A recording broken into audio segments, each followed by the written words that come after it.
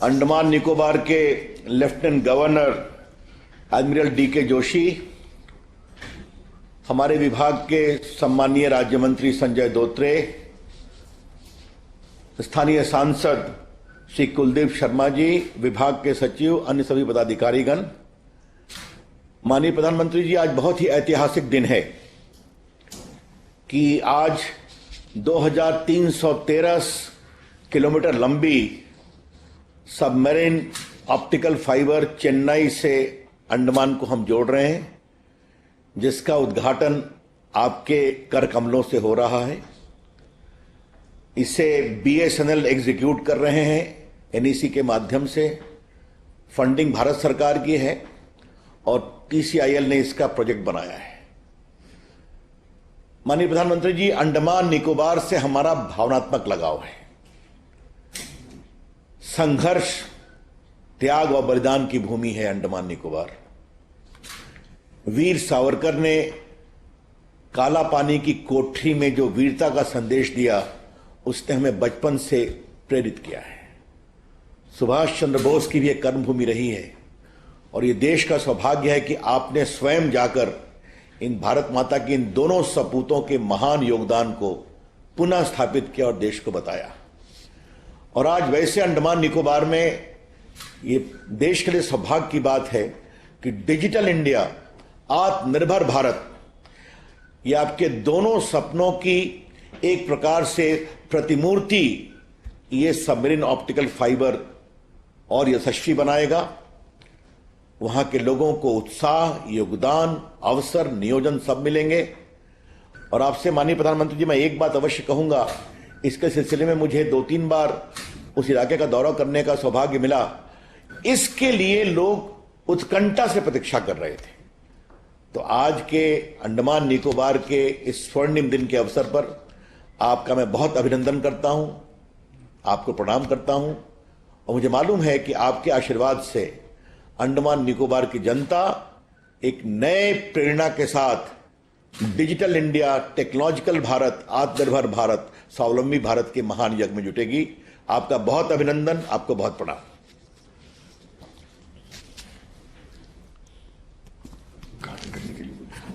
माननीय प्रधानमंत्री जी, आपसे मैं विनम्रता से आग्रह करूंगा, कृपया करके आप इसका उद्घाटन करें। उसके बाद फिर एक छोटी फिल्म होगी, फिर आपका आशीर्वाद हम लोग प्राप्त करेंगे। खड़े हो जाए हम लोग। Where is gone?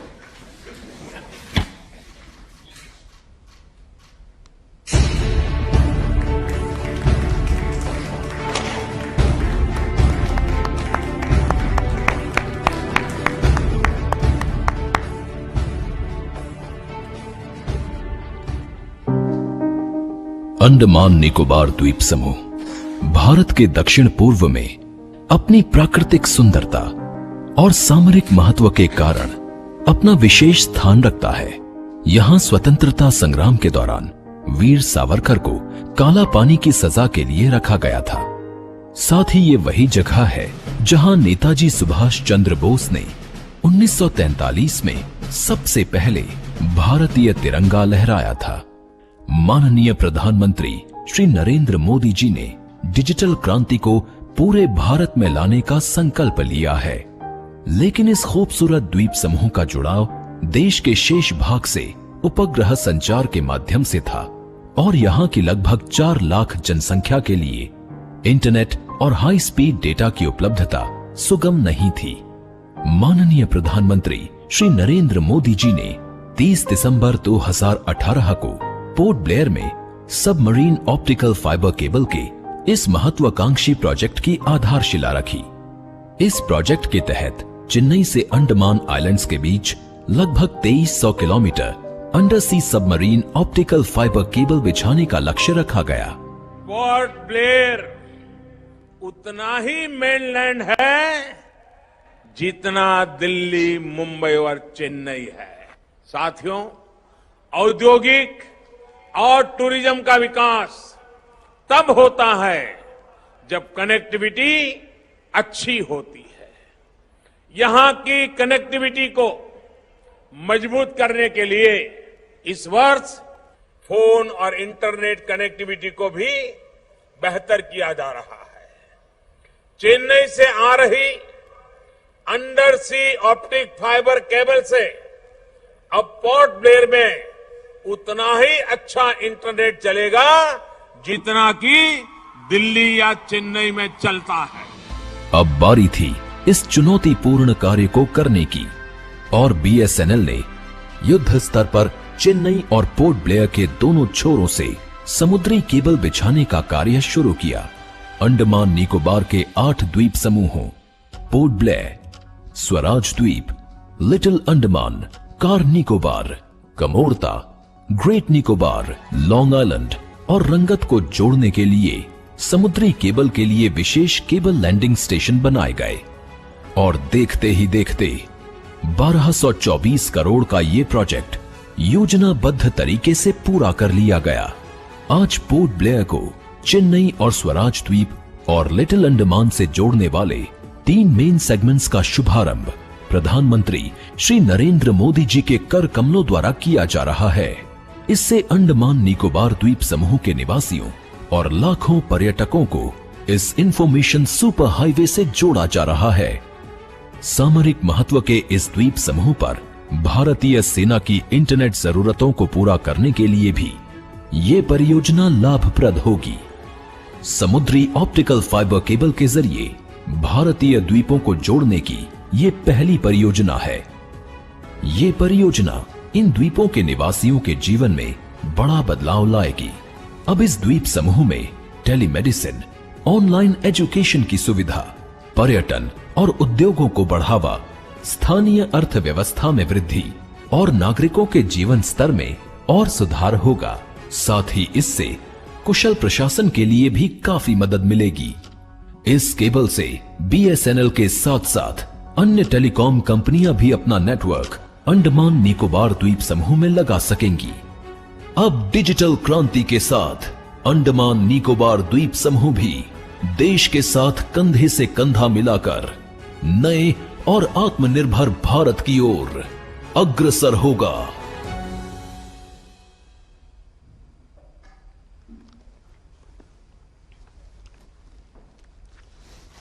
नमस्कार। भारत की आजादी की तपोस्थली,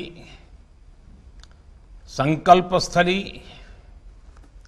अंडमान निकोबार की भूमि और वहां रहने वाले सभी को मेरा नमस्कार। आज का दिन अंडमान निकोबार के दर्जनों द्वीपों में जो लाखों लोग बसे हैं, उन सब के लिए तो अहम है ही, पूरे देश के लिए भी महत्वपूर्ण है। साथियों, नेताजी सुभाष चंद्र बोस को नमन करते हुए करीब 1.5 वर्ष पहले मुझे submarine optical fibre cable connectivity परियोजना के शुभारंभ का अवसर मिला था। मुझे खुशी है कि अब इसका काम पूरा हुआ है और आज इसके लोकार्पण का भी सौभाग्य मुझे मिला है। चेन्नई से पोर्ट ब्लेयर से लिटिल अंडमान और पोर्ट ब्लेयर से स्वराज द्वीप तक अंडमान निकोबार के एक बड़े हिस्से में ये सेवा आज से शुरू हो चुकी है। मैं अंडमान निकोबार के लोगों को इस सुविधा के लिए अनंत अवसरों से भरी इस कनेक्टिविटी के लिए बहुत बहुत बधाई देता हूं, शुभकामनाएं देता हूं। स्वतंत्रता दिवस से पहले ये अंडमान के लोगों के लिए एक प्रकार से 15 अगस्त के पूर्व इसी सप्ताह एक स्नेह भरे उपहार की तरह ये अवसर मैं देखता हूं। साथियों, समंदर के भीतर करीब 2300 किलोमीटर तक केबल बिछाने का ये काम समय से पहले पूरा करना, ये अपने आप में बहुत प्रशंसनीय है। गहरे समंदर में सर्वे करना, केबल की क्वालिटी मेंटेन रखना, विशेष जहाजों के जरिए केबल को बिछाना, ये आसान नहीं है। ऊपर से ऊंची ऊंची लहरें, तूफान और मानसून की रुकावट। जितना बड़ा ये प्रोजेक्ट था, उतनी ही विराट चुनौतियां भी थी। ये भी एक वजह थी कि बरसों से इस सुविधा की जरूरत महसूस होते हुए भी इस पर काम नहीं हो पाया था। लेकिन मुझे खुशी है कि सारी रुकावटों को किनारे करके इस काम को पूरा किया गया। यहां तक कि कोरोना जैसी आपदा, जिसके कारण एक प्रकार से बहुत सी चीजें प्रभावित हुई, बहुत सी चीजें ठप कर हो गई, वो भी इस काम को पूरा होने से रोक नहीं पाई। साथियों, देश के इतिहास, वर्तमान और भविष्य के लिए इतने महत्वपूर्ण स्थान को वहां के परिश्रमी नागरिकों को आधुनिक टेलीकॉम कनेक्टिविटी देना, ये देश का दायित्व था। एक बेहद समर्पित टीम के द्वारा, टीम भावना से आज एक पुराना और महत्वपूर्ण सपना साकार हुआ है। मैं इस प्रोजेक्ट से जुड़े हर साथी को भी बहुत बहुत बधाई देता हूं। साथियों, ऐसे चुनौतीपूर्ण काम तभी हो सकते हैं जब पूरी क्षमता के साथ, पूरे कमिटमेंट के साथ काम किया जाता है। हमारा समर्पण रहा है कि देश के हर नागरिक, हर क्षेत्र की दिल्ली से और दिल से दोनों दूरियों को पाटा जाए। हमारा समर्पण रहा है कि देश के हर जन, हर क्षेत्र तक आधुनिक सुविधाएं पहुंचे और हर नागरिक का जीवन आसान बने। हमारा समर्पण रहा है कि राष्ट्र की सुरक्षा से जुड़े बॉर्डर एरिया और समुद्री सीमा पर बसे क्षेत्रों का तेजी से विकास हो। साथियों, अंडमान निकोबार को बाकी देश और दुनिया से जोड़ने वाला ये optical fibre project ease of living के प्रति हमारी प्रतिबद्धता का प्रतीक है। अब अंडमान निकोबार के लोगों को भी मोबाइल कनेक्टिविटी और तेज इंटरनेट की वही सस्ती और अच्छी सुविधाएं मिल पाएगी जिसके लिए आज पूरी दुनिया में भारत अग्रणी है। अब अंडमान निकोबार के लोगों को, बहनों को, बच्चों को, युवाओं को, व्यापारियों, कारोबारियों को भी डिजिटल इंडिया के वो सभी लाभ मिल पाएंगे जो बाकी देश के लोगों को मिलते आ रहे हैं। ऑनलाइन पढ़ाई हो, टूरिज्म से कमाई की बात हो, बैंकिंग ऑपरेशंस हो, शॉपिंग हो या टेलीमेडिसिन दवाइयां हो, अब अंडमान निकोबार के हजारों परिवार को भी ये ऑनलाइन व्यवस्थाएं मिल पाएगी। साथियों, आज अंडमान को जो सुविधा मिली है उसका बहुत बड़ा लाभ वहां जाने वाले टूरिस्टों को भी मिलेगा।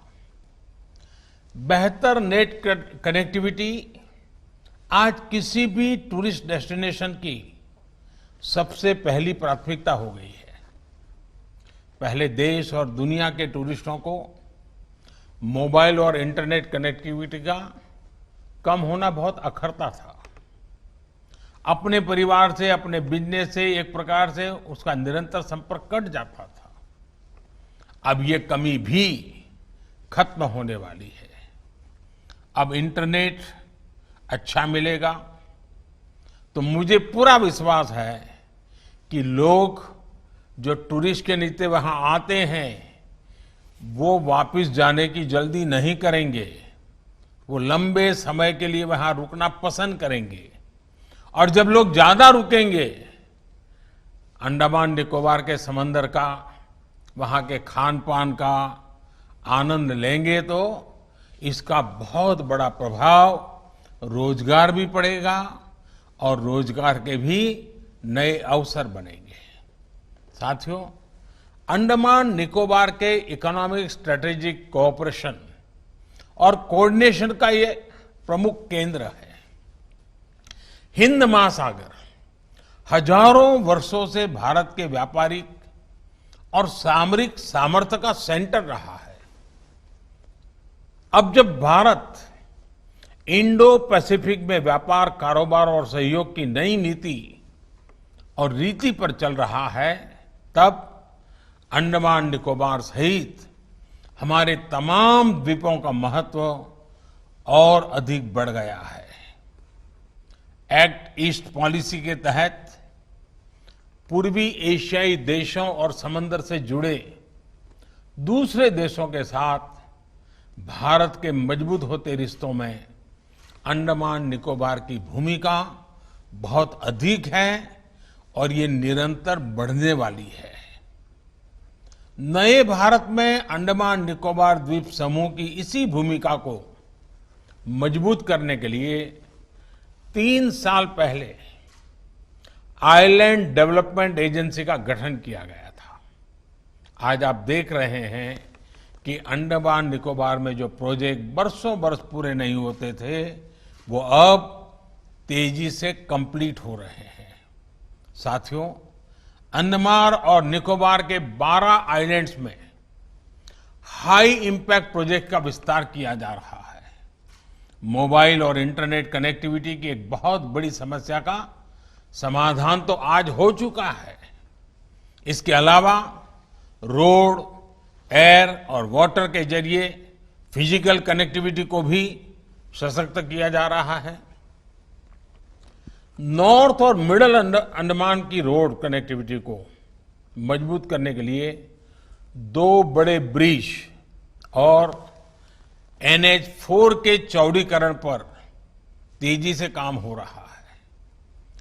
पोर्ट ब्लेयर एयरपोर्ट में एक साथ 1200 यात्रियों को हैंडल करने की कैपेसिटी आने वाले कुछ महीनों में बनकर तैयार हो जाएगी। इसके अलावा दिगलीपुर, कार निकोबार और कैम्बेल बे में भी एयरपोर्ट ऑपरेशन के लिए तैयार हो चुके हैं। स्वराज द्वीप, शहीद द्वीप और लॉन्ग आइलैंड में पैसेंजर टर्मिनल, फ्लोटिंग जेटी जैसे वाटर एरोड्रोम इंफ्रास्ट्रक्चर भी आने वाले कुछ समय में बनकर तैयार हो जाएंगे। इसके बाद यहां उड़ान योजना के तहत सी प्लेन की सेवाएं शुरू हो जाएगी।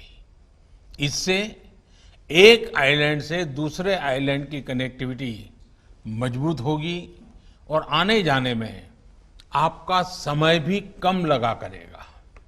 साथियों, आइलैंड के बीच और बाकी देश से वाटर कनेक्टिविटी की सुविधा को बढ़ाने के लिए कोची शिपयार्ड में जो 4 जहाज बनाए जा रहे हैं उनकी डिलीवरी भी आने वाले कुछ महीनों में हो जाएगी। प्रयास ये है कि अगले 1 साल में बड़े जहाजों को रिपेयर करने की सुविधा वहीं आइलैंड में ही विकसित हो। इससे आपका समय बचेगा, खर्च कम होगा और रोजगार के अवसर भी बनेंगे। इसका बहुत बड़ा लाभ फिशरीज सेक्टर को भी होगा। साथियों, आने वाले समय में Andaman Nicobar port lead development के हब के रूप में विकसित होने वाला है।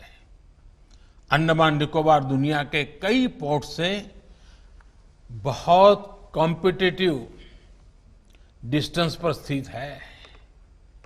आज पूरी दुनिया ये मान रही है जिस देश में पोर्ट्स का नेटवर्क और उनकी कनेक्टिविटी बेहतर होगी, वहीं 21वीं सदी के ट्रेड को गति देगा। ऐसे में अंडमान निकोबार में हो रहे इंफ्रास्ट्रक्चर से जुड़े कार्य उसे विकास की नई ऊंचाइयों पर पहुंचाएंगे।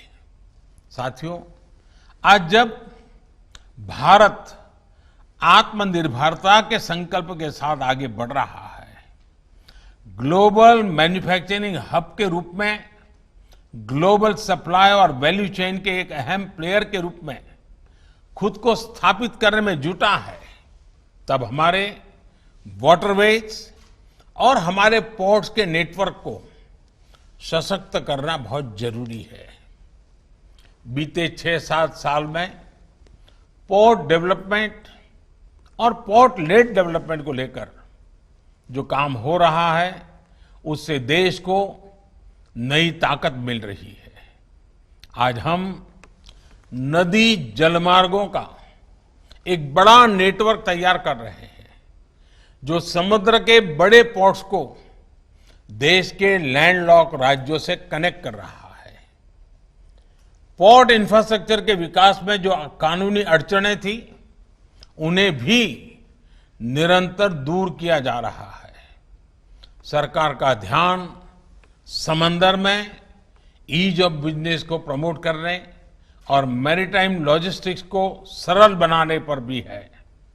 ऐसे दुनिया के सबसे बड़े सिंगल विंडो प्लेटफॉर्म को तैयार करने पर भी काम चल रहा है। साथियों, ऐसे ही अनेक प्रयासों के कारण अब देश के पोर्ट नेटवर्क की कैपेसिटी और कैपेबिलिटी दोनों का विस्तार हो रहा है।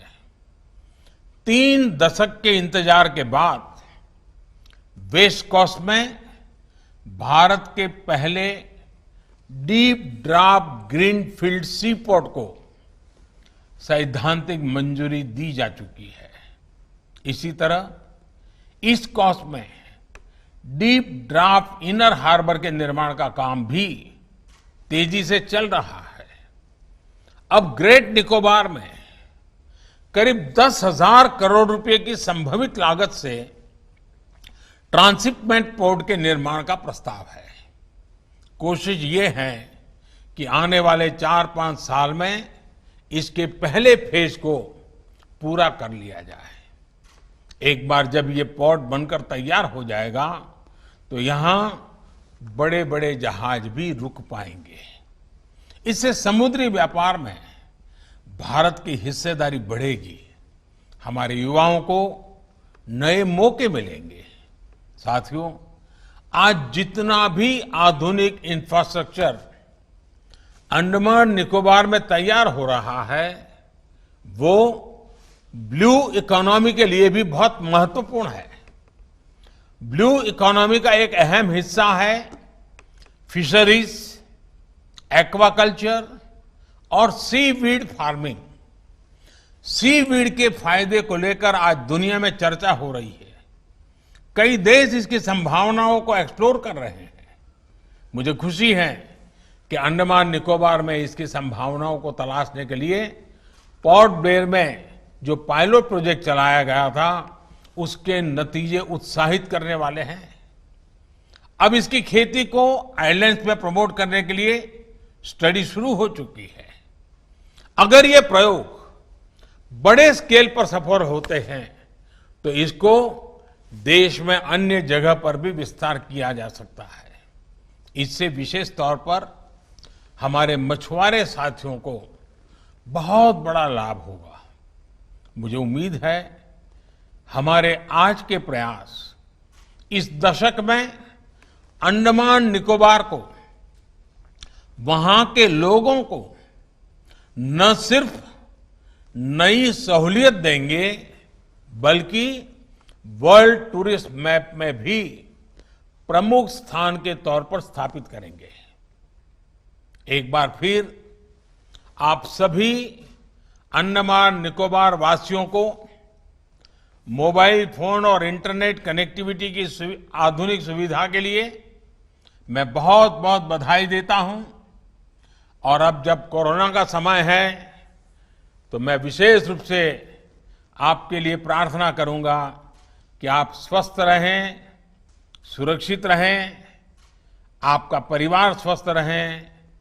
कोरोना के इस समय में 2 गज की दूरी का पालन हमेशा करते रहें और आगे भी बढ़ते रहें। इसी कामना के साथ स्वतंत्रता की इस तपोभूमि को और 15 अगस्त के पूर्व आज मुझे आप सबसे नमन करने का मौका मिला है। मैं आप सबको भी 15 अगस्त के पूर्व, आजादी के पर्व के पूर्व, ये बहुत बड़ा अवसर के लिए बहुत बहुत बधाई देता हूं और उज्जवल भविष्य के ये नई छलांग के लिए आपको आगे आने के लिए निमंत्रित करता हूं। बहुत बहुत धन्यवाद।